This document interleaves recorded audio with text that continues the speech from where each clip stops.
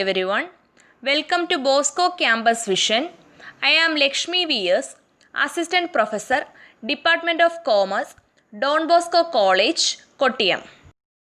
This is the 53rd lecture on Strategic Cost and Management Accounting. This lecture is based on Standard Costing and Variance Analysis, which is the third module in the subject Strategic Cost and Management Accounting for Semester 3 students of MCOM. In previous lecture, we were discussing about standard cost card or standard cost sheet and analysis of variances. And in this lecture, we are going to continue with the topic analysis of variances. നമ്മൾ analysis of വേരിയൻസിനെ കുറിച്ചും favourable വേരിയൻസിനെ കുറിച്ചും unfavourable വേരിയൻസിനെ കുറിച്ചും discuss ചെയ്തു. And another way of classifying the variances may be, മറ്റൊരു രീതിയിൽ വേരിയൻസസിനെ classify ചെയ്യുമ്പോൾ there may be two variances, that is controllable variance and uncontrollable variance. Okay, controllable variance എന്താണെന്ന് നോക്കാം. Variance due to inefficiency of a cost center, that is individual or department. Controllable variance എന്ന് പറയുന്നത് ഒരു cost centre എന്ന് പറയുന്നത് ഒരു ഇൻഡിവിജ്വലോ ഒരു ഡിപ്പാർട്ട്മെൻറ്റോ ആകാം. ഈ ഒരു കോസ്റ്റ് സെൻറ്ററിൻ്റെ ഇന്നെഫിഷ്യൻസി കൊണ്ട് അറൈസ് ചെയ്യുന്ന വേരിയൻസ് ആണ് controllable variance. Such a variance can be corrected by taking a suitable action. Suitable action കൊണ്ട് കറക്റ്റ് ചെയ്യാൻ പറ്റുന്ന ഒരു വേരിയൻസ് ആണ് controllable variance. Okay, for example, if actual quantity of material used is more than the standard quantity, the foreman concerned would be responsible for it. But if excessive use is due to defective supply of materials or wrong setting of standards, the purchasing department or costing department would be responsible for it. അതായത് മെറ്റീരിയലിൻ്റെ standard quantity set ചെയ്ത് വെച്ചിട്ടുണ്ട്. Actually use ചെയ്ത മെറ്റീരിയലിൻ്റെ quantity എന്ന് പറയുന്നത് standard ക്വാണ്ടിറ്റിയേക്കാളും കൂടുതലാണ്. Then ഈ സ്റ്റാൻഡേർഡ് ക്വാണ്ടിറ്റി ഓഫ് മെറ്റീരിയലിനേക്കാളും കൂടുതൽ മെറ്റീരിയൽ ആക്ച്വലി യൂസ് ചെയ്തതിൻ്റെ റെസ്പോൺസിബിലിറ്റി കൺസേൺഡ് ഫോർമാൻ ആയിരിക്കും. ബട്ട് ഈ സ്റ്റാൻഡേർഡ് ക്വാണ്ടിറ്റിയേക്കാളും ആക്ച്വൽ ക്വാണ്ടിറ്റി കൂടുതലാകുന്നത് മെറ്റീരിയൽസിൻ്റെ ഡിഫക്റ്റീവ് സപ്ലൈ കൊണ്ടോ അല്ലെങ്കിൽ സ്റ്റാൻഡേർഡ്സ് റോങ് ആയിട്ട് സെറ്റ് ചെയ്യുന്നത് കൊണ്ടോ ആണ് എങ്കിൽ പർച്ചേസിംഗ് ഡിപ്പാർട്ട്മെൻറ്റോ കോസ്റ്റിംഗ് ഡിപ്പാർട്ട്മെൻറ്റോ ആയിരിക്കും ഈ സ്റ്റാൻഡേർഡ് ക്വാണ്ടിറ്റിയേക്കാളും ആക്ച്വൽ ക്വാണ്ടിറ്റി യൂസ് ചെയ്യുന്നതിന് റെസ്പോൺസിബിൾ ആകുന്നത്. Okay, now we are going to discuss about uncontrollable variance. This variance does not relate to an individual or department. നമ്മൾ പറഞ്ഞു കൺട്രോളബിൾ വേരിയൻസ് ഒരു കോസ്റ്റ് സെൻറ്ററിൻ്റെ ഇന്നെഫിഷ്യൻസി കൊണ്ട് അറൈസ് ചെയ്യുന്നതാണ്. ഈ കോസ്റ്റ് സെൻറ്റർ എന്ന് പറയുന്നത് ഇൻഡിവിജ്വലോ ഡിപ്പാർട്ട്മെൻറ്റോ ആകാം. On the other hand uncontrollable variance ഒരു ഇൻഡിവിജ്വലുമായിട്ടോ ഡിപ്പാർട്ട്മെൻറ്റുമായിട്ടോ റിലേറ്റ് ചെയ്യുന്നതല്ല. It arises due to external reasons like increase in prices of materials. Uncontrollable variance arise ചെയ്യുന്നത് increase in prices of materials പോലെയുള്ള external reasons കൊണ്ടാണ്. And uncontrollable variance is not controllable. No particular individual can be held responsible for it. നമ്മളിപ്പോൾ പറഞ്ഞു uncontrollable variance ഒരു ഇൻഡിവിജ്വലുമായിട്ടോ ഡിപ്പാർട്ട്മെൻറ്റുമായിട്ടോ relate ചെയ്യുന്നതല്ല. അതുകൊണ്ട് തന്നെ അൺകൺട്രോളബിൾ വേരിയൻസിൻ്റെ റെസ്പോൺസിബിലിറ്റി ഒരു പർട്ടിക്കുലർ ഇൻഡിവിജ്വലിലേക്ക് അസൈൻ ചെയ്യാൻ പറ്റില്ല. In case of uncontrollable variances future standard should be revised. Uncontrollable വേരിയൻസസിൻ്റെ കേസിൽ ഫ്യൂച്ചർ സ്റ്റാൻഡേർഡ്സ് റീവൈസ് ചെയ്യണം. അതായത് അൺകൺട്രോളബിൾ വേരിയൻസസിൻ്റെ കേസിലാവുമ്പോൾ ഫ്യൂച്ചർ സ്റ്റാൻഡേർഡ്സിൽ ഒരു റിവിഷൻ നീഡഡ് ആണ്. ഓക്കെ, സോ നമ്മൾ controllable and uncontrollable variances discuss ചെയ്തു. Now we are going to discuss about importance of variance analysis. The importance of variance analysis in controlling costs can be stated as under. Cost control ചെയ്യുന്നതിൽ variance അനാലിസിസിൻ്റെ importance എന്താണ് എന്നുള്ളതാണ് ഇനി പറയുന്നത്. First one, variances are analysed to find out the reasons or circumstances causing these. Variances analyse ചെയ്യുന്നത് ഈ വേരിയൻസസിന് കാരണമാകുന്ന റീസൺസും സർക്കംസ്റ്റാൻസസും എന്തൊക്കെയാണ് എന്ന് കണ്ടെത്തുന്നതിന് വേണ്ടിയാണ്. അതുവഴി മാനേജ്മെൻറ്റിന് പ്രോപ്പർ കൺട്രോൾ എക്സൈസ് ചെയ്യാനും കഴിയുന്നു. And the second one is variances would serve as a useful tool in the implementation of the concept of management by exception.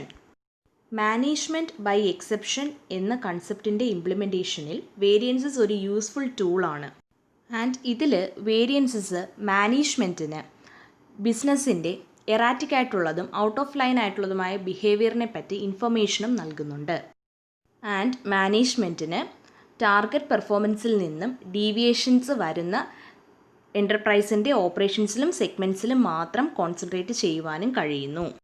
And the third one is variances as a control device are calculated to assign or fix responsibility for deviations from the standard cost. Variances ഒരു control device ആയിട്ടാണ് use ചെയ്യുന്നത്. And variances calculate ചെയ്യുന്നത് standard കോസ്റ്റിൽ നിന്നും actual കോസ്റ്റിനുള്ള ഡീവിയേഷൻസിൻ്റെ responsibility assign ചെയ്യുന്നതിനോ അല്ലെങ്കിൽ ഫിക്സ് ചെയ്യുന്നതിനോ വേണ്ടിയാണ്. ആൻഡ് അതുവഴി കോസ്റ്റ് കൺട്രോൾ ചെയ്യുന്നതിനും വേണ്ടിയാണ്. For the purpose of control, variances are classified into controllable and uncontrollable variances. കൺട്രോളിൻ്റെ പർപ്പസിനായി വേരിയൻസസിനെ കൺട്രോളബിൾ വേരിയൻസ് എന്നും അൺകൺട്രോളബിൾ വേരിയൻസ് എന്നും ക്ലാസിഫൈ ചെയ്യുന്നു. കൺട്രോളബിൾ വേരിയൻസും അൺകൺട്രോളബിൾ വേരിയൻസും നമ്മൾ ഡിസ്കസ് ചെയ്തതാണ്. ഒരു വേരിയൻസ് ഒരു സ്പെസിഫൈഡ് പേഴ്സണിൻ്റെ പ്രൈമറി റെസ്പോൺസിബിലിറ്റിയായി ഐഡൻറ്റിഫൈ ചെയ്യാൻ പറ്റുമെങ്കിൽ അത് കൺട്രോളബിൾ വേരിയൻസ് ആണ്. കൺട്രോളബിൾ വേരിയൻസിൻ്റെ സൈസ് റിഫ്ലക്റ്റ് ചെയ്യുന്നത് ആ കൺസേൺഡ് പേഴ്സണിൻ്റെ ഡിഗ്രി ഓഫ് എഫിഷ്യൻസിയാണ്. ഓൺ ദി അതർ ഹാൻഡ്, ഒരു വേരിയൻസ് ഒരു ഇൻഡിവിജ്വലിൻ്റെ കൺട്രോളിന് ബിയോണ്ട് ആയിട്ടുള്ള ഫാക്ടേഴ്സ് കൊണ്ടാണ് സംഭവിക്കുന്നത് എങ്കിൽ ഇറ്റ് ഈസ് അൺകൺട്രോളബിൾ വേരിയൻസ്. ഈ കൺട്രോളബിൾ ആൻഡ് അൺകൺട്രോളബിൾ വേരിയൻസസ് എന്നുള്ള വേരിയൻസിൻ്റെ ഡിവിഷൻ എക്സ്ട്രീംലി ഇമ്പോർട്ടൻ്റ് ആണ്. ബിക്കോസ് മാനേജ്മെൻറ്റിൻ്റെ അറ്റൻഷൻ പർട്ടിക്കുലർലി നീഡഡ് ആയിട്ടുള്ളത് കൺട്രോളബിൾ വേരിയൻസിനാണ്. കൺട്രോളബിൾ വേരിയൻസസ് കെയർഫുള്ളി അനലൈസ് ചെയ്യുകയും മാനേജ്മെൻറ്റിന് റിപ്പോർട്ട് ചെയ്യുകയും വേണം. എങ്കിൽ മാത്രമേ മാനേജ്മെൻറ്റിന് കറക്റ്റീവ് ആക്ഷൻ പെർസ്യൂ ചെയ്യാൻ പറ്റൂ. ആൻഡ് അതുവഴി മാനേജ്മെൻറ്റ് ബൈ എക്സെപ്ഷൻ എന്ന പ്രിൻസിപ്പിളിൻ്റെ ഇംപ്ലിമെൻറ്റേഷനിലേക്കും എത്താൻ കഴിയൂ. There are a number of reasons which give rise to variances. Analysis of variances will help to locate the reason and person responsible for a particular variance. വേരിയൻസസിന് ഇത്രയേറെ importance കിട്ടാൻ ഒരുപാട് reasons ഉണ്ട്. Analysis of variances വഴി ഒരു particular വേരിയൻസിൻ്റെ റീസണിനെയും റെസ്പോൺസിബിളായ പേഴ്സണിനെയും locate ചെയ്യാൻ കഴിയുന്നു. Management need not pay attention to items or departments proceeding according to standards. As per standards proceed ചെയ്യുന്ന ഐറ്റംസിലേക്കും ഡിപ്പാർട്ട്മെൻറ്റ്സിലേക്കും മാനേജ്മെൻറ്റിന് അറ്റൻഷൻ കൊടുക്കേണ്ട ആവശ്യം വരുന്നില്ല. It is only in case of unfavourable items that the management has to exercise control. Unfavourable ഐറ്റംസിൻ്റെ കേസിൽ മാത്രമാണ് മാനേജ്മെൻറ്റിന് കൺട്രോൾ എക്സസൈസ് ചെയ്യേണ്ടി വരുന്നത്. അതായത് ടാർഗറ്റ് പെർഫോമൻസിൽ നിന്നും ഡീവിയേഷൻസ് കാണിക്കുന്ന ഐറ്റംസിൻ്റെ കേസിൽ മാത്രമാണ് മാനേജ്മെൻറ്റിന് കൺട്രോൾ എക്സസൈസ് ചെയ്യേണ്ടി വരുന്നത്. This type of management technique is known as management by exception. അതായത് ആസ് പെർ സ്റ്റാൻഡേർഡ്സ് പ്രൊസീഡ് ചെയ്യുന്ന ഐറ്റംസിൻ്റെയും ഡിപ്പാർട്ട്മെൻറ്റ്സിൻ്റെയും കേസിൽ മാനേജ്മെൻറ്റിന് അറ്റൻഷൻ കൊടുക്കേണ്ടി വരുന്നില്ല. ആൻഡ് ടാർഗറ്റ് പെർഫോമൻസിൽ നിന്നും ഡീവിയേഷൻ കാണിക്കുന്ന ഐറ്റംസിൻ്റെ കേസിൽ മാത്രമാണ് മാനേജ്മെൻറ്റിന് അറ്റൻഷൻ കൊടുക്കേണ്ടി വരുന്നത്. സോ ഈച്ച് ആൻഡ് എവരി ഐറ്റംസിലും മാനേജ്മെൻറ്റിന് അറ്റൻഷൻ കൊടുക്കേണ്ടി വരുന്നില്ല. ആൻഡ് ഇത്തരത്തിലുള്ള മാനേജ്മെൻറ്റ് ടെക്നിക്കിനെയാണ് മാനേജ്മെൻറ്റ് ബൈ എക്സെപ്ഷൻ എന്ന് അറിയപ്പെടുന്നത്. It is considered as an efficient way of exercising control because management cannot devote their limited time to every item. Control exercise ചെയ്യാനുള്ള ഒരു എഫിഷ്യൻറ്റ് വേ ആയിട്ടാണ് ഇതിനെ കണക്കാക്കുന്നത്. ബിക്കോസ് മാനേജ്മെൻറ്റിന് അതിൻ്റെ ലിമിറ്റഡ് ടൈം എല്ലാ ഐറ്റത്തിലേക്കും ഡിവോട്ട് ചെയ്യേണ്ട ആവശ്യകതയില്ല. അൺഫേവറബിൾ ഐറ്റംസിൻ്റെ കേസിൽ മാത്രം അറ്റൻഷൻ പേ ചെയ്താൽ മതിയാകും. Okay, now we are going to discuss about total cost variance. Total cost variance, deviation of actual cost from standard cost. Standard കോസ്റ്റിൽ നിന്നും ആക്ച്വൽ കോസ്റ്റിനുള്ള ഡീവിയേഷനെയാണ് ടോട്ടൽ കോസ്റ്റ് വേരിയൻസ് എന്ന് പറയുന്നത്. Net variance, which is the aggregate of all variances relating to various elements of cost, both favorable and unfavorable. Total cost variance ഒരു net variance ആണ്. And various elements of കോസ്റ്റിൻ്റെ elements of cost നമ്മൾ discuss ചെയ്തതാണ്.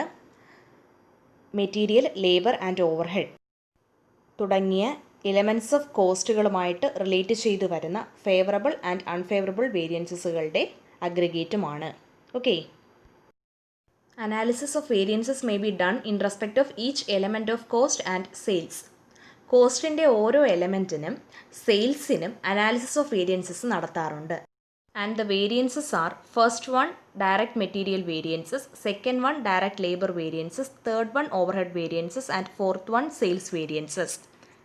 We will discuss about material variances in the next lecture. Thank you.